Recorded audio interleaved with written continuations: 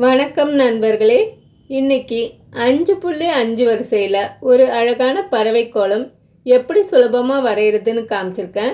இந்த கோலம் 4 திசையிலும் பறக்கும் ஒரு அழகான பறவை உருவங்களை கொண்டு வரைஞ்சிருக்கேன். மையப்பகுதியில் உள்ள மலர்கள் வீட்டிற்கு மங்களத்தையும் மகிழ்ச்சியும் கொண்டு வரும் அறிகுறியாகும். உங்களுக்கு எந்த மாதிரியான கோலங்கள் வரைய பிடிக்குன்றத கமெண்ட்டில் சொல்லுங்கள். என்னோட கோலம் பிடிச்சிருந்தா மறக்காமல் லைக் பண்ணுங்கள், சப்ஸ்கிரைப் பண்ணுங்கள். நன்றி.